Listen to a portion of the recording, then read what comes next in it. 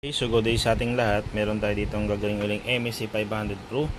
So ang problema nito ay laging naninira ng ECU ng Honda. Okay, so nakita nyo naman ang ginawa sa mga wiring. Ayan o, siguro may mga grounded na yan dyan, nag-jumper na dyan. Okay, so update ko kayo guys after ko ma-repair. So papalitan natin to ng mga cable na to. Ayan, so itong pang Y-connect na to, ayan o, pang Y-connect to, papalitan natin ng para talaga sa kanya na adapter. Okay.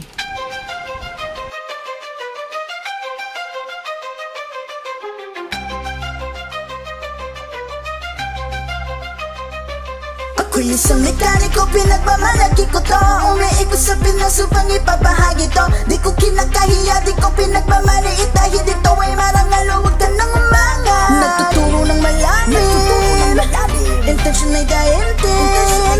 Hindi lang to para sa akin, para sa lahat ng mekaniko na rin. Ako ay isang mekaniko, sumasabak sa mundo ng mga motorsiklo.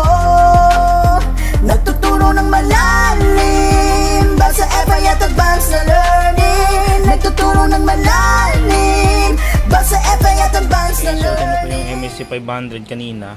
Nakita nyo yung warak-warak yung line. So ito na rin yung main cable.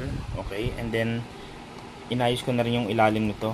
Ayan o, pinalitan ko na rin siya ng socket. Kasi yan o, kaya kita nyo may parang stainless na. Yung dati niya kasi wala na, grounded na rin. And then ganyan na siya o, yan o, dikit-dikit na yung mga pa sa loob. So ngayon okay na to.